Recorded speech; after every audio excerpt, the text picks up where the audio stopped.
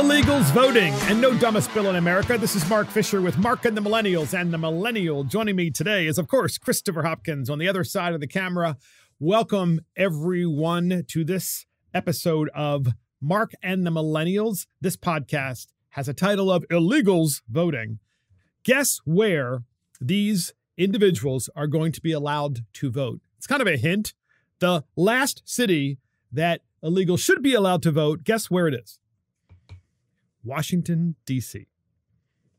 Washington, D.C. So in the Daily Caller, House Republicans call on D.C. Mayor Bowser to reject bills that allow illegal immigrants to vote. A group of House Republicans sent a letter Thursday to Democrat Washington, D.C. Mayor Muriel Bowser, calling on the mayor to reject two bills that were actually passed by the D.C. City Council. Both bills would allow illegal immigrants to vote in the nation's capital. The letter was first obtained by the Daily Caller and was spearheaded by Kentucky Representative James Comer, the ranking member of the Committee on Oversight and Reform. It's the committee that oversees, among other things, the city of Washington, D.C., which is a federal city. But it's a city that also, as you probably know, has a very woke mayor. And, of course, has had a string of pretty bad mayors, to be frank. But in Washington, D.C., of all places, the nation's capital, you have a mayor who, folks, if you recall, just recently, when Texas and Florida, when those governors sent illegals to the city of Washington, Mayor Bowser went crazy. He's like, oh, we can't handle these people. I mean, this is impossible. So now, of course, Mayor Bowser, who believes that there should not be borders but doesn't want the individuals in D.C., is now going to say, guess what? You can vote in elections. The letter from this particular congressman, the letter was first obtained by the Daily Caller and was spearheaded by Kentucky Representative James Comer, the ranking member of the Committee on Oversight and Reform.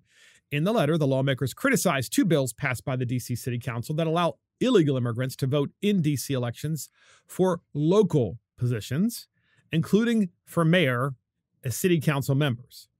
Because, of course, you need to be a citizen in order to vote. And in federal elections, that is without question. However, in the city, since it is a city and it's not federal elections that they're passing the law for, they're saying illegals can vote for city council members and for the mayor. The D.C. City Council voted in early October to allow illegal immigrants to vote in local elections. There are at least 50,000 non-citizens, 50,000 non-citizens living in the district, according to the Washington Post. Republicans on the Committee on Oversight and Reform and the Committee on House Administration are troubled by two bills affecting D.C. elections that the D.C. Council passed and now seeks your endorsement as mayor: the Local Resident Voting Rights Amendment Act and the Elections Modernization Amendment Act. The House Republicans wrote to Bowser in the letter, pursuant to the Constitution's vesting of authority over the federal district in the United States Congress, we urge you to abandon these bills. So the congressmen are effectively saying to Muriel Bowser, the mayor of Washington, D.C., that while it may be so that a city like New York City could allow illegals to vote in municipal elections like for mayor and for city council, Washington, D.C. is a federal city, and it gives the federal government authority over that federal city. And therefore, it's probably unconstitutional that they can vote.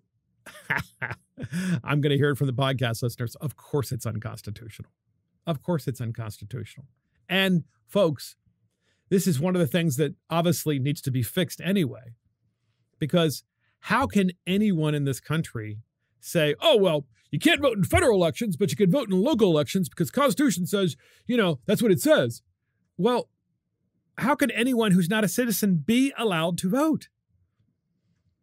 Because then, if you live in a state that has the ability to have ballot measures, right? You put a ballot measure on the ballot and you flood that city with illegals, the chances are pretty good that the illegals are going to vote to, I don't know, give themselves lots of free stuff. I mean, Milton Friedman literally warned of this. It's like, you can't have a robust welfare state and open borders. That will be the demise of a country. And yet, this is exactly what the Democrat Party thinks is going to help them win elections in perpetuity. It's far worse than that, though, guys. It's not just about the elections, although that in and of itself would be enough. It's the idea that you live in this country, you help build it, you pay taxes, you've done your job, you've lived by the laws, you've lived by the rules, you're a rule follower. And I know I am, and that's probably one of the reasons why I get so upset when I read articles like this, because I'm like, wait a minute, I'm a rule follower. Give me the list of rules I need to follow for any given subject matter. And then you have the Democrats like, oh, wait a minute, there's an exception to this rule. You can just cross over the border, move to Washington, D.C., be illegally present, and then vote for the mayor and vote for the city council. And who do you think an illegal alien would find fealty to, or would have fealty to, in an election? The person who says you can vote for it. You can vote now. You get to vote now. You're not a citizen, but you get to vote in the local elections. Congress, according to the Daily Caller, can exercise authority over D.C. local affairs, according to the District Clause of the Constitution. And Congress reviews all D.C. legislation before it can become law. Congress can change or overturn D.C. legislation and can impose new laws on the district, meaning that since D.C. is a federal city, it seems pretty obvious to me that when the Democrats are in control of Congress, D.C. is going to run awry. And you're going to have the mayor, certainly this mayor, and her city council try to push through the right of voting for illegals. But when Republicans get in control, they're going to just basically vacate those bills because it's a federal city. But also they're going to vacate the bills because it's wrong. It's wrong. And here's where I caution a lot of my friends on the conservative side of the aisle. And this is important. It's not useful, nor is it correct or right or just to vilify illegal aliens. Okay? It is just to talk about why it is wrong for anyone to cross a border and they're crossing the border and they're not following our rules. It's perfectly legitimate to talk about. It's also legitimate to talk about the impact of the mass invasion of illegal aliens on our economy. How will it affect wages? How will it affect the people who are already living here? How will it affect crime? Who are these individuals? Those are all legit subjects. It's also legitimate to talk about the really uncomfortable things when you're talking about illegal aliens. Namely, why is it that we don't have enough people doing things in the United States? Why is it there are so many jobs that still haven't been filled?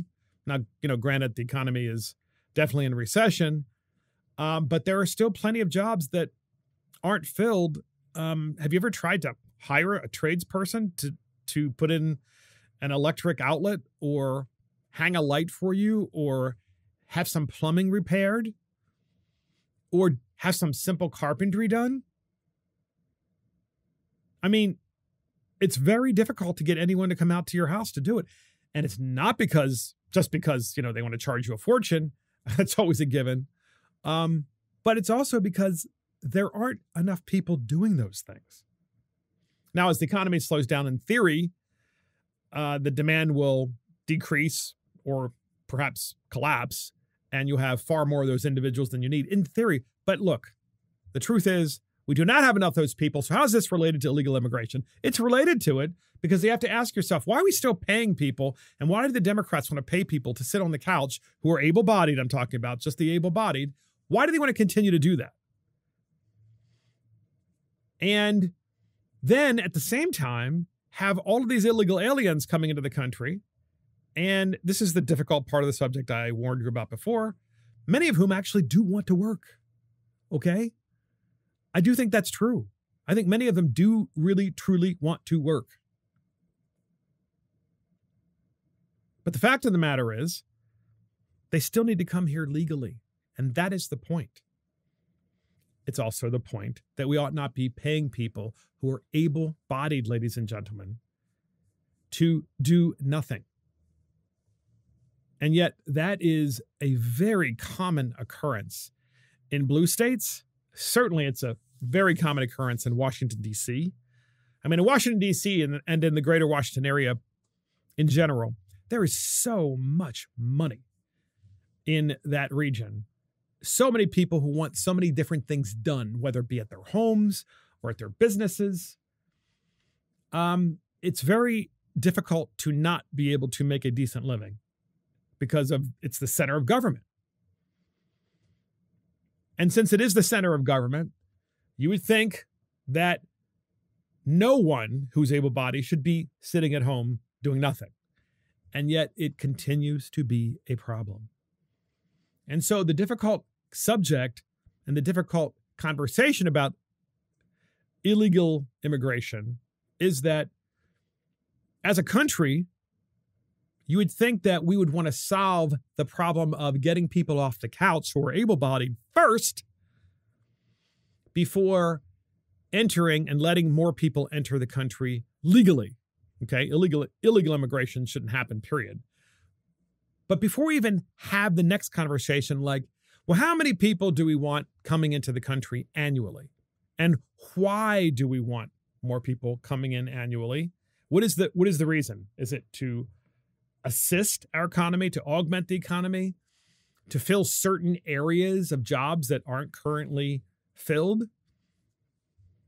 Let's identify the problem first in the country that we're trying to solve. But prior to doing anything, let's figure out how to get the able-bodied off the couch. Let's stop paying them to not work. And when there is insufficient work, which we're not quite there yet, ladies and gentlemen, there's still plenty of work to be done, depending on the region of the country that you're in.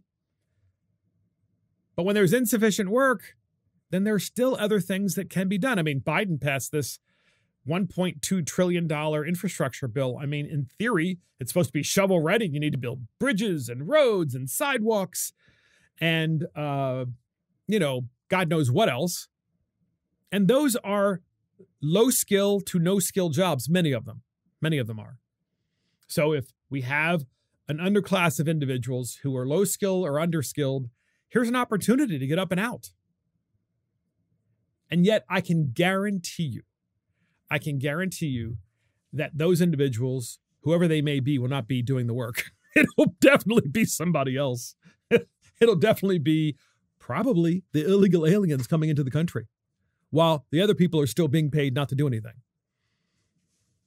And by no means am I inferring any kind of race or anything like that on this matter, because I think I know plenty of people who look all different kinds of ways who game the system. In my job, in my other job, in the Maryland House of Delegates, we do get people from time to time who try to game the system. And we know that because they're always trying to find new ways of getting free government program money. And you could identify them right away. There's a big difference between that person who truly needs the help and the person who is just looking to not do anything and kind of constantly play the system. And unfortunately, ever since the pandemic, there are so many government programs that pay you to do nothing. It actually has become a business for some people to do it. So we have a lot of difficult subjects to talk about with respect to illegals coming into the country, but let's at least agree to this. Democrats, you don't get to vote just because you got here. You have to actually come into the country legally. And then once here, you need to go through the citizenship process. That is the right way and the orderly way to run a country. If you don't run the country that way, Democrats, then you lose the confidence of the American people and you destroy the American way of having confidence in its institutions and having confidence in all that is right and just in America, you would lose confidence, and the American people lose confidence with the rule of law, which is really important. And I've said this before, it's just so true. And that is, why do you think illegals come to the United States to begin with? And most people say, oh, well, it's because they want an opportunity to a better life. That's true. I do believe that. As a general principle, I think there are others that are coming for other reasons too. But the principal reason that people come to the United States, believe it or not, is actually because they are escaping places where the rule of law does not work. It does not work for them. It does not work for anybody because they're leaving places that are incredibly corrupt, and there are authoritarian regimes. You never get your day in court because those don't work either. So you're like, I need to go somewhere where I can have a fair deal. Democrats don't want a fair deal. Democrats want to rig the deal by paying people and rewarding people so that they can get their fealty. And I got to tell you, this kind of thing, the DC mayor pushing for illegals to vote, is what, ladies and gentlemen, and I really do hope the FBI is listening at this point, this is what causes people to want to engage in civil disobedience. And by people, I'm talking about American citizens who have always played by the rules, who believe in a fair deal, and have done everything right in their lives, only to see that their country no longer believes in the people who are the American citizens. No, instead, they have an entire political class, the elites on the left, who want to completely and utterly undermine the American system. And that is what causes civil unrest. And so Democrats, you can talk about January 6th all you want, but when you engage in this kind of behavior to undermine the rule of law and undermine the American people's confidence in their institutions, you are the one that's setting the country up for failure. And here's another example. In Montgomery County schools, by the way, we just talked about DC. This is a very large subdivision, a county outside of Washington, D.C. Okay, think about it. Your nation's capital, the mayor of your nation's capital, and now we have one of the largest counties adjacent to Washington, D.C., saw a 582% increase in reported gender nonconforming students over 2 years. The data shows gender nonconforming. Can you imagine? Nonconforming. You are a nonconforming male. So Montgomery County saw a 582% increase. So it's Maryland's largest public schools district, saw that massive increase in the number of students identifying as gender nonconforming in just 2 years, according to internal data. Montgomery County Public Schools gathered this data from forms school counselors fill out when students approach them to talk about gender identity issues. How you like that? Montgomery County schools are gathering this data on your children. And the way they do it is by having counselors fill out forms when the students approach the counselors about gender identity issues. I have one question.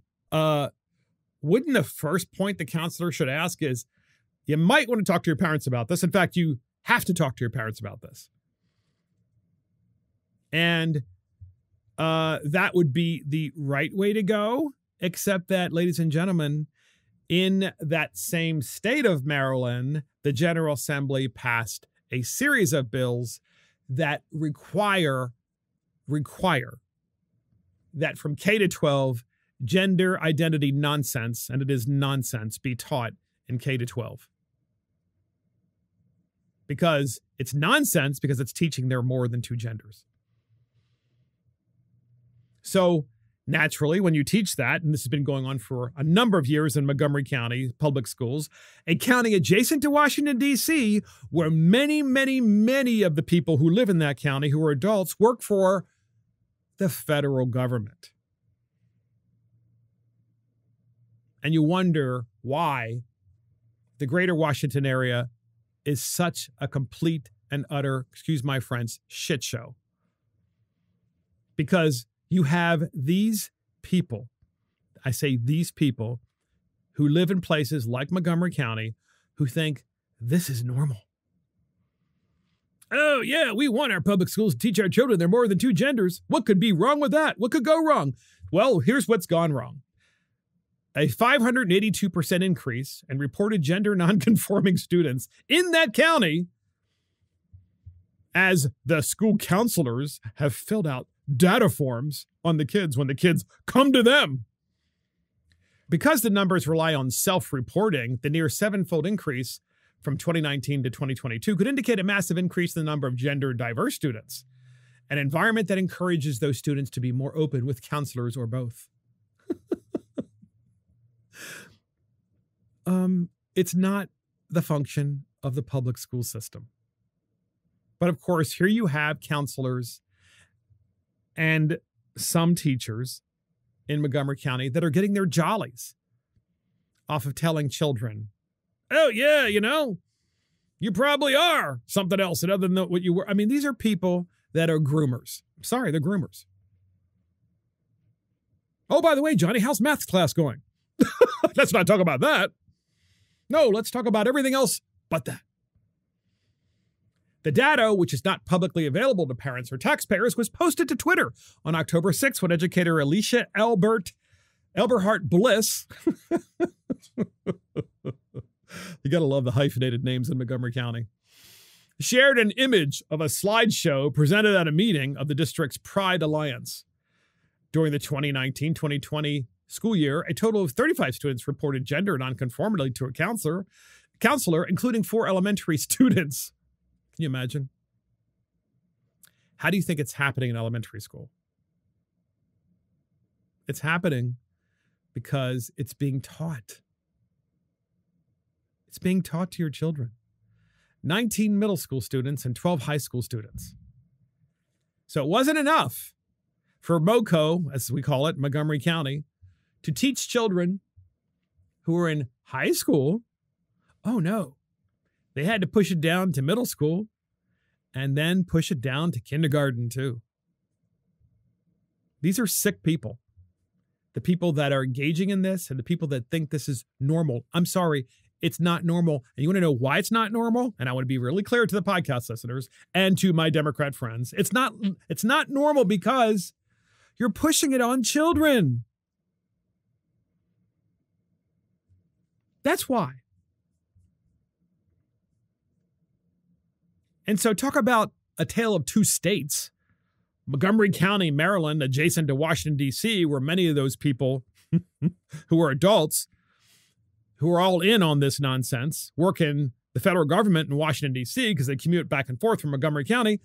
Well, that's Maryland. Here's Florida. The Florida Board of Education policy can revoke a teacher's license for teaching gender identity to 5-year-olds. The Florida Board of Education unanimously approved a series of policies Wednesday, including one that disciplines teachers who teach gender identity or sexual orientation to 5-year-olds.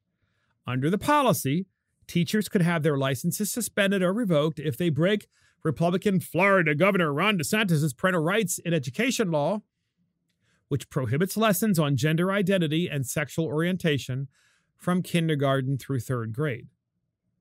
Now remember, that's in Florida. In Montgomery County, Maryland, they're already doing this. By this, I mean they're already teaching children in kindergarten and 3rd grade about there are more than two genders and about gender identity and about sexual orientation. Children, these are like little kids. Florida's like, yeah, you do that, we're going to revoke your teacher's license. You won't be able to teach anymore. The board also approved rules requiring students to alert parents if a biological man will be using women's bathrooms and locker rooms. So I would just like for once, if an individual, and this is the challenge out there to the Mark and the Millennials audience, please find someone who will come on Mark and the Millennials and defend teaching children in kindergarten about gender identity and sexual orientation and LGBTQ plus stuff to kids in kindergarten and making that mandatory.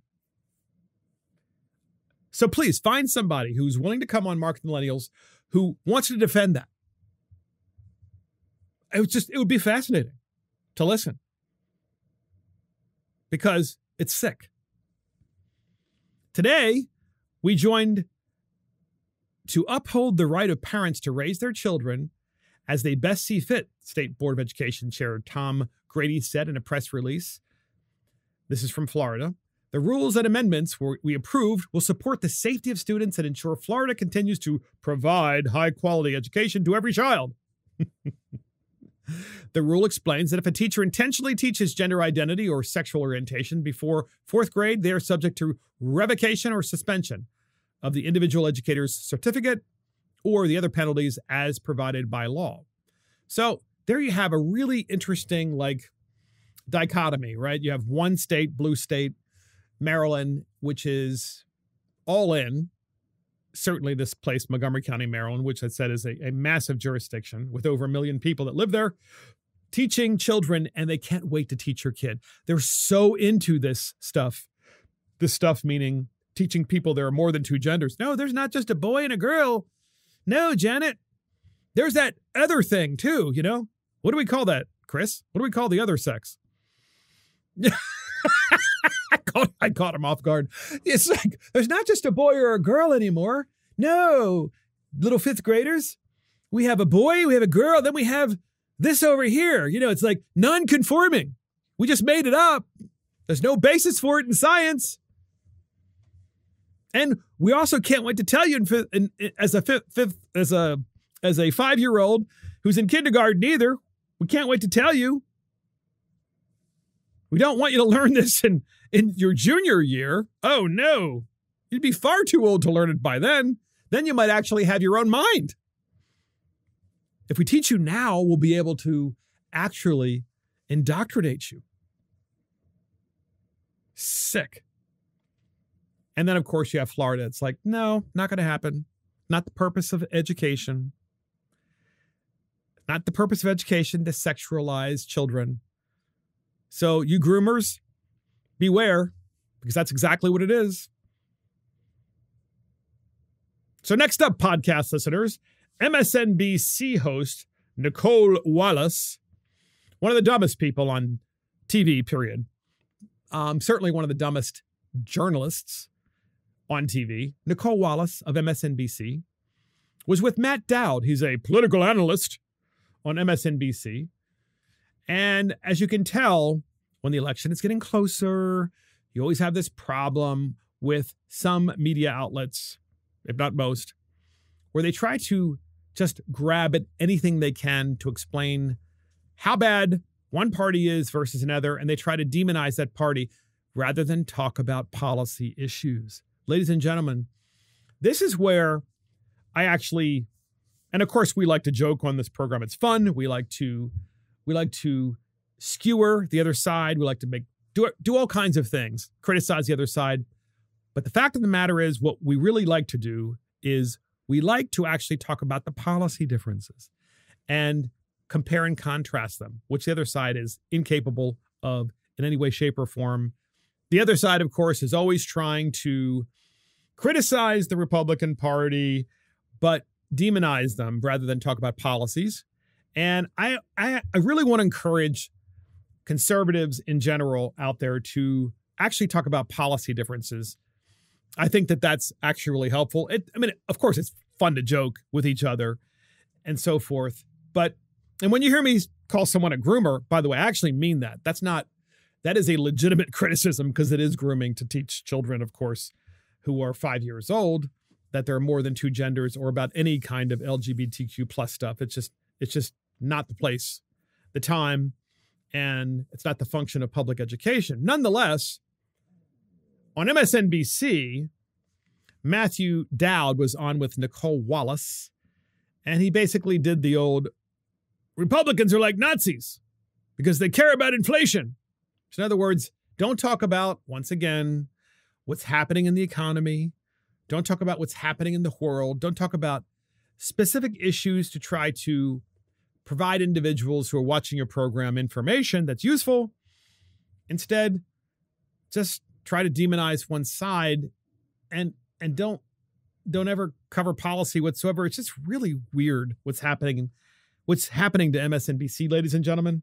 And of course, NBC, it's the Comcast is the parent company of these two. It's obviously a mega company. Nonetheless, Nicole Wallace is talking to Matt Dowd, and she sets up her question perfectly for Matt Dowd because I'm pretty much certain that the executive producers of MSNBC tell her what to say, because I don't think she's smart enough to know herself. Nonetheless, we have two clips on this, really worth listening to. Here's Nicole Wallace asking Matt Dowd a question. Here it is. MSNBC contributors. Matt Dowd, I've asked this question every day this week. Name an autocracy in which the economy is flourishing. There isn't one because they do not coexist. How do you help Democrats sync up what is really flagrant now, brazen, anti-democratic policies and moves from the Republicans with their fear-mongering about the economy? A thriving economy cannot exist in an autocratic country. Well, I'll remind people, too, of a history lesson that there in the 1930s Germany, there was a candidate and there was a party that said they were going to do something about inflation. And they did do something about inflation. Inflation went away, but so did the democracy in Germany in the 1930s up until 1945. So you have MSNBC talking about inflation that occurred in the 1930s Germany and the rise of Adolf Hitler, and basically saying that inflation in 2022 in the United States would result in the rise of Adolf Hitler.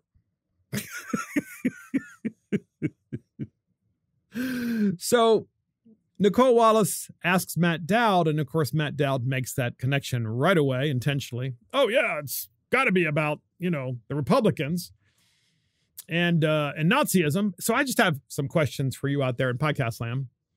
Didn't the Nazis disarm the citizenry? Isn't that what the Democrats are trying to do? So there's a policy conversation that we should have rather than just name calling. You're a Nazi. Yeah, but aren't you trying to disarm people and take away their guns? Aren't you trying to take away their Second Amendment rights? And how about what is happening now with respect to the anti-racists in the Democrat Party, critical race theory?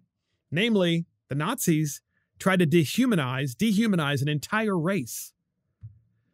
The Nazis tried to dehumanize the Jewish race to the point that it made it okay, because they weren't human anymore, to exterminate them. That was what Adolf Hitler and the Nazi Party did in Germany.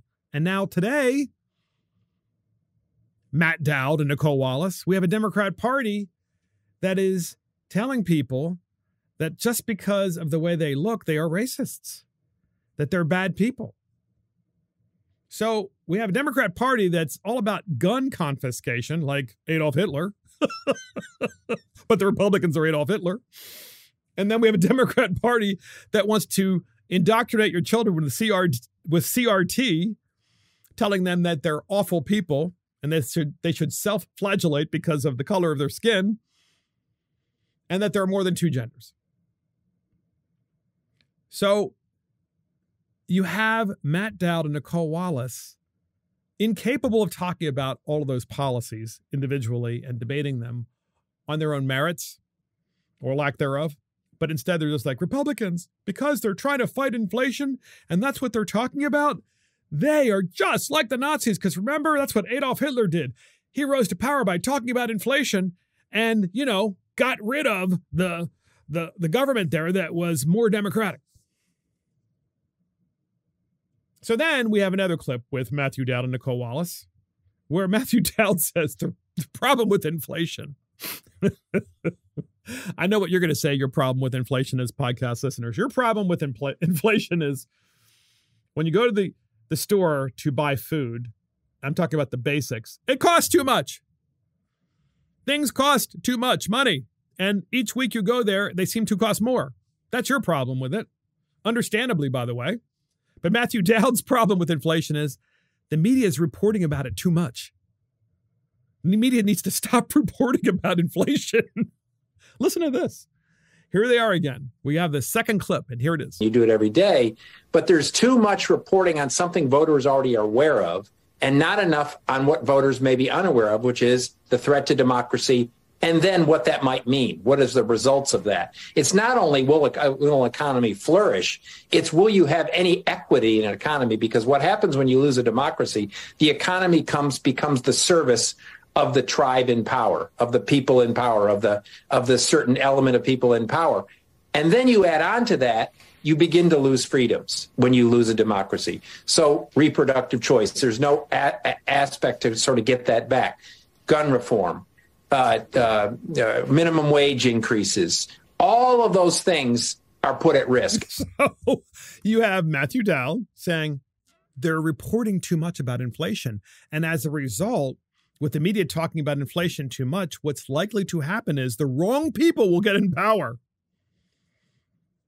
And the right people are in power now, Matthew Dowd's saying, because the right people are in power now because they're engaging in equity.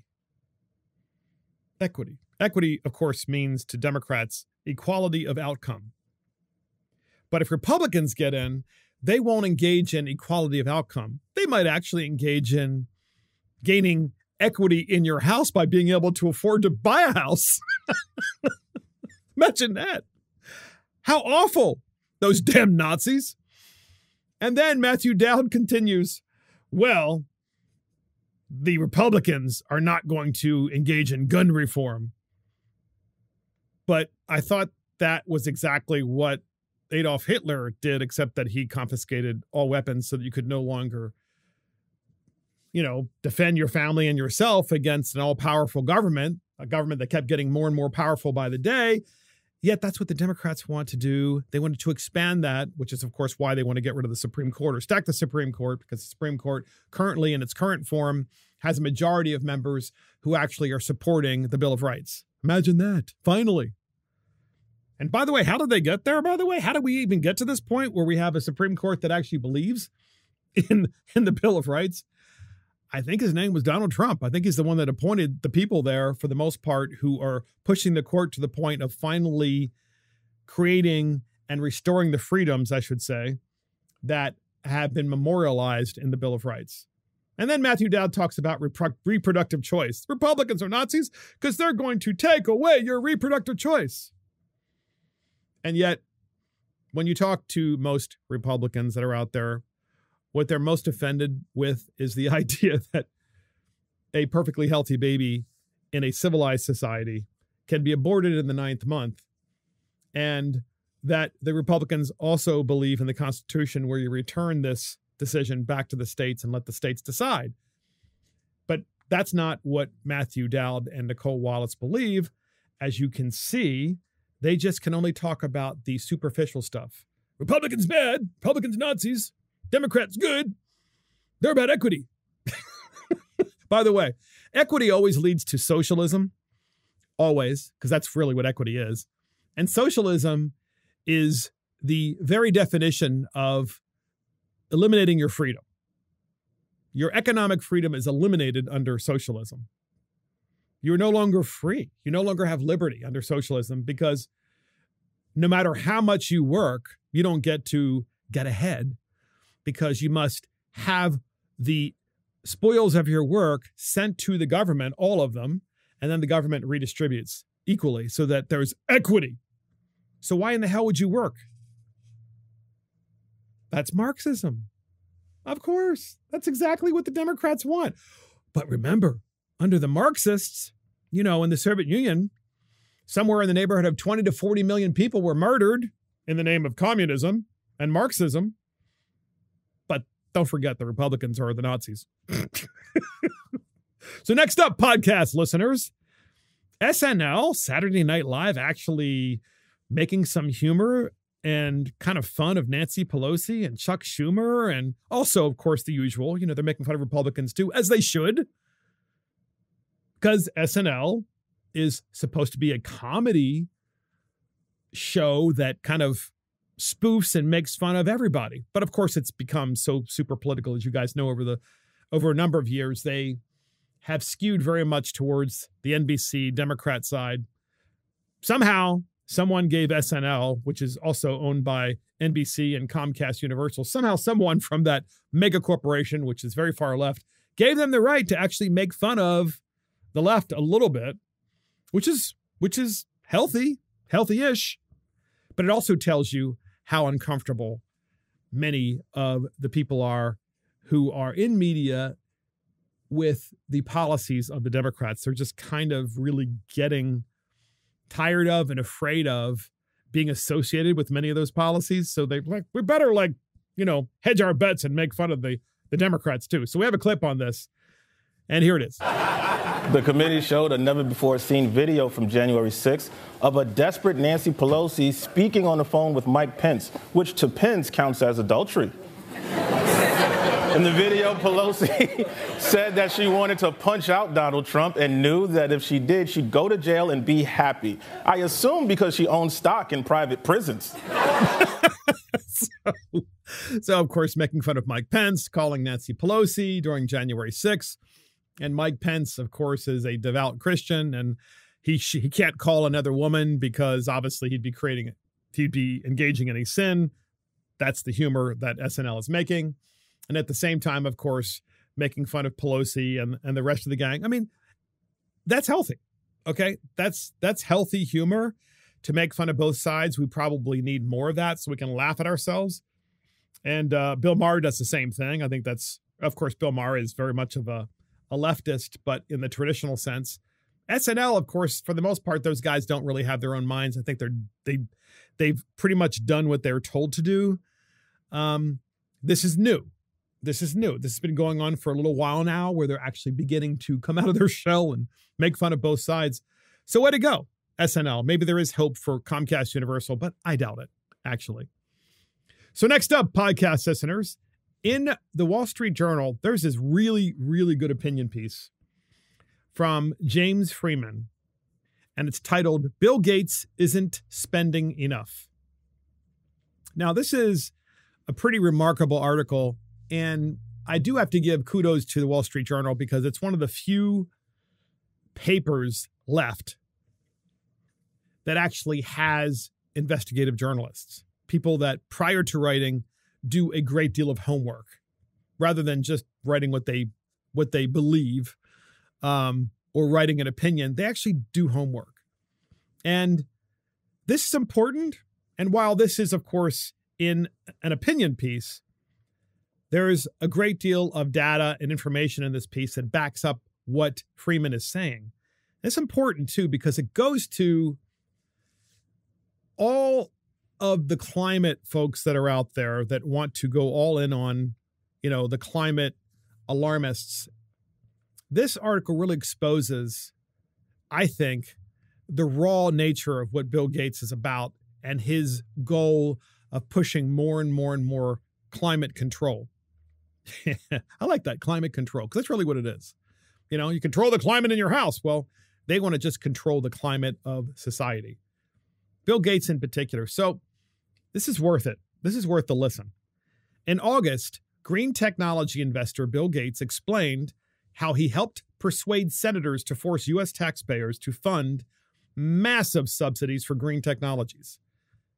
Now, Mr. Gates suggests he's not done demanding sacrifices from Americans, even while acknowledging that the world's major emitters of carbon dioxide would likely not be making such sacrifices.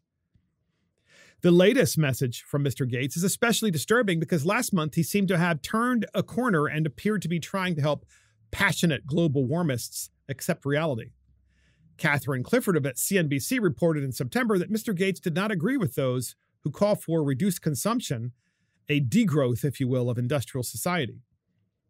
"I don't think it's realistic," quote, "to say that people are utterly going to change their lifestyle because of concerns about climate," Gates said to Akshat Rothi in an episode of Bloomberg podcast, which published on Thursday. The interview was recorded in August before Inflation Reduction Act was passed. Anyone who says that we will tell you, quote, people to stop eating meat or stop wanting to have a nice house, and we'll just basically change human desires, I think that's too difficult, Gates said. You can make a case for it, but I don't think it's realistic for that to play an absolute central role. Good call, cautioning against an engineered change in human nature. Regimes that have tried such engineering created much of the misery of the last century, Mrs. Clifford added. Even if those countries and individuals who have enough abundance in their life are able to cut back, they won't be enough reduction of greenhouse gas emissions to sufficiently rein in climate change, Gates said. One can debate how exactly the climate is likely to change in the future and what role industrial emissions will play. But Mr. Gates seemed to be doing a public service in demonstrating to his fellow warmists just how empty their domestic virtue signals are if much of the world continues to increase emissions. This is what makes this week's message from Mr. Gates so disappointing.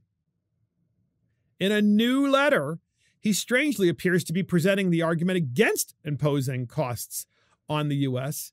as an argument in favor of it. Mr. Gates writes in his annual memo about the journey to zero emissions. Here's what he writes. More than 70 countries have committed to reaching net zero, including big polluters like the U.S. and the European Union. Even if the U.S. and Europe get there, however, we won't have solved the problem. 3/4 of the global population lives in emerging economies like Brazil, China, India, and South Africa. And although historically they played a very small role in causing climate change, they are now responsible for 2/3 of total greenhouse gas emissions. China by itself emits more than 1/4. So solutions can't be dependent on unique conditions in a single country or region. They have to work in all countries, or the temperature will continue to rise. Thinking globally instead of nationally reveals why we can't solve climate change simply by using less energy. Low and middle-income countries are building aggressively to achieve the standard of living their people aspire to, and they should be. Many countries in Europe and in North America filled the atmosphere with carbon to achieve prosperity, and it is both unrealistic and unfair to expect everyone else to forgo a more comfortable life because that carbon turned out to be the change of the climate. So that's what Gates wrote. So it's true that it's unreasonable and futile to ask the major emitters to stop developing. It's true that without their participation, emissions will not be meaningfully reduced. Therefore, it's unreasonable to demand that Americans with low incomes, middle incomes, or even high incomes fund such reductions. Yet Mr. Gates proceeds anyway to celebrate a more ambitious role for government in developing green technologies. This suggests he doesn't have a lot of confidence in those technologies, but there's an easy way for Mr. Gates to demonstrate his conviction. Instead of asking for more government help, Mr. Gates should go all in.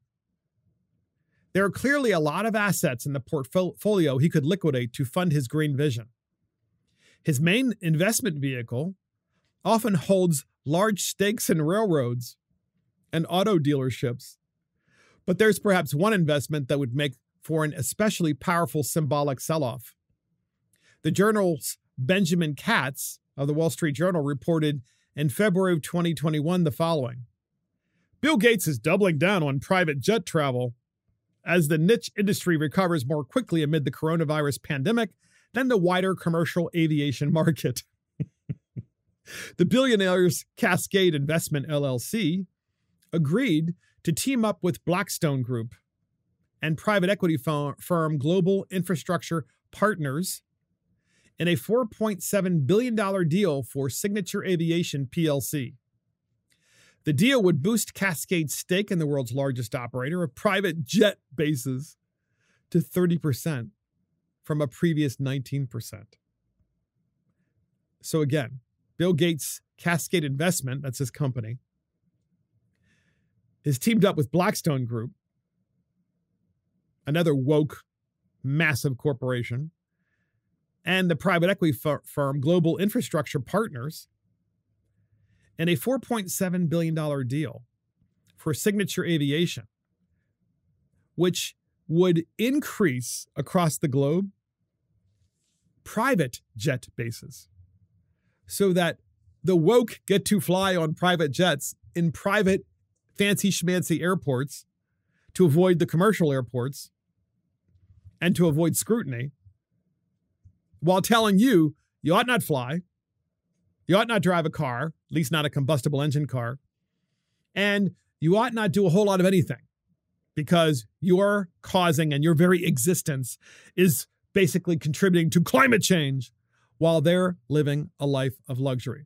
So the author here of this opinion piece, James Freeman, is like, wait a minute, Bill Gates, he's investing in all the wrong things with his own money while telling the government to invest your tax money and forcing you to live a completely and utterly different life. So he lied on the one hand when he said, well, the world can never get to where it needs to get to because no one's cooperating, and then came right back and said, yeah, but the U.S. government needs to do a lot more, and it needs to basically tell everybody how they should live their lives because it is climate control. So Bloomberg, this is James Freeman, continuing and finishing the article. It's only one sentence left. Bloomberg estimates Mr. Gates' net worth is $108 billion. Shouldn't at least 107 of those billions be invested in unprofitable climate ventures before the middle-class taxpayers of the United States are asked for another nickel? And that is his thesis here, that Mr. Gates isn't spending enough. So his thesis is Gates is worth $108 billion. Shouldn't he spend $107 billion of his own money on the climate ventures, all these climate, change ventures, all of which are unprofitable, before asking the middle class of the United States to pay massive more taxes and make many more sacrifices? Why doesn't he sacrifice his own money? Why doesn't he take his money out of Signature Aviation, which is building a whole bunch of private jet bases across the planet so that he and his friends can go to all the private airports across the country and no one really knows what they're doing because you never actually ever see them because they are the shadow important people saving the climate, saving it while they're destroying it, by the way. Just remarkable. And I sure wish I read this article to you. I read this opinion piece of James Freeman from the Wall Street Journal to you because I want you to understand it is so important, podcast listeners, to fight the left when they virtue signal to you about how you need to dramatically change the way you live and that you are a bad person because you dare to question the true motives of the climate change crowd. Because if the climate change crowd were really legitimate, if they truly were legit, they would give up all of the things that they're asking you to give up. And at the same time, they would use their own money to invest and put at risk for solutions. But they don't do that. They use government money. They use your tax money. You get to fly Southwest. They get to fly private jets in private airports. You get to wait in line and go through the TSA. They don't have to go through that stuff. They just get to, they park in their private hangar or right outside of it, and they walk right onto their jet and they take off. And then they go to another private airport, so they bypass all that stuff. Yet they're asking you to live your life completely differently. They want, Chris here, our producer, mentioned to me the other day that in his new apartment that he has a thermostat on the wall that is controlled by the electric company, effectively. Well, it automatically changes the temperature. Like, I don't think it's necessarily controlled by it might be, but it automatically changes the temperature without being able to control it yourself. So this is okay. So this is something that the power company can control with smart meters. and smart thermostats and or the landlord, right? So what's interesting, and I'm bringing this up, because do you think for 1 minute, even 1 minute, that the world's elites like Bill Gates, in any way, shape, or form, are sacrificing their comfort and climate inside their own homes? Of course not. Of course not. But they want you to. And there is legislation in many blue states across the country, ladies and gentlemen, because I've seen it, that requires you to have a smart meter and requires you to have a smart thermostat solely for the purpose of having the electric company be able to turn up or turn down your thermostat to save electricity. And why does that matter? Well, it matters because I thought it was your house. I thought it was you're paying for the electricity. Why do they have the right to do that? No, by the way, if you already have solar panels on your house and you're creating your own electricity, why in the heck do they get to tell you how warm or how cold you get to be? Because climate control is really about climate control. It's that simple. And Bill Gates isn't spending enough of his own money. He's not spending enough of his own money because he would never dare live the way you and I live. And it's not because he's a rich guy. It's because he wants to use his power to amass even more wealth and more power. And he thinks that he has some sort of answer. And if he did, he would put all his money in it anyway. And that's it from Mark and the Millennials. That's the last word. Thank you for joining Mark and the Millennials. This is Mark Fisher. Thank you to our producer, Christopher Hopkins. Check us out on iTunes, Spotify, YouTube, Facebook, Twitter, Getter, True Social, Rumble, and our website. See you next time.